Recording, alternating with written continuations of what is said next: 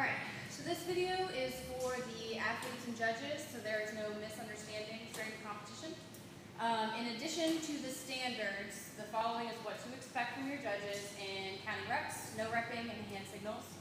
All judges are going to be standing to the right-hand side of the lane, regardless of what direction your athlete is facing. When you're waiting for your athlete to come into the lane in between heats, judges, you will professionally stand with your clipboard behind your back. And before the countdown starts for each WOD, you're going to hold your clipboard up to signal that you and your athlete are both ready. So, like I said, judges are going to stand on the right-hand side of your lane, regardless of which direction your athlete is facing. And for most movements, you're going to be standing at a slight angle in front of the athlete. So the athlete can see you, and so you can see all of the standards. There are a few exceptions. Pistols. You're going to want to stand in front of your athlete so that you can see the front leg, and you can shift side to side to see the hip crease. So go ahead. Good.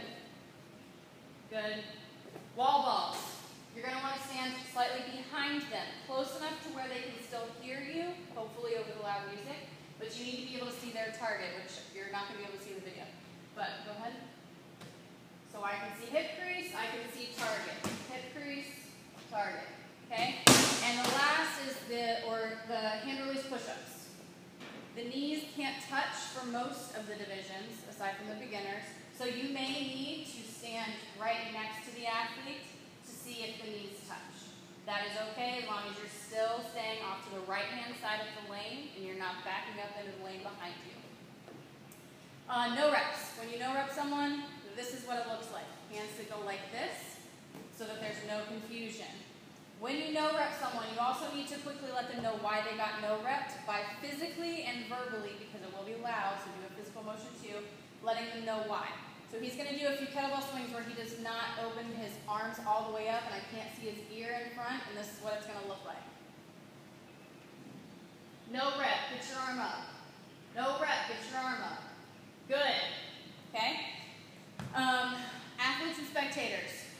If you or your buddy gets no repped, do not yell at the judge. Do not pick a fight with the judge. If you have a severe problem with something your judge did, don't sign your scorecard. Go find the head judge, which for the WODs, most of them it will either be myself and Robert. For the floater, for the most part, it will be Tom Newberg. Also, counting. It's really important that you count for your athlete. Most of the time they just go on autopilot, they're not counting. All of the exercises are divisible by 5. So judges, if you can let your athlete know that they've completed 5, 10, 15 reps by holding up 5 in front of them and yelling loudly what rep count they are on. Once they get to the last 5, try to hold out 5 and count 4, 3, 2, 1, done, so that they know to move on to the next exercise. An exception for this is the double unders and singles. They move fast. You need to, 1, make sure that you are watching their feet to count the reps. Do not try to count the jump rope. And 2, when they hit a certain number, 10 and 20 is probably good. Make sure that you signal to them. 10, 20, that last 5 reps, if you can count it down for them, do that. So go ahead.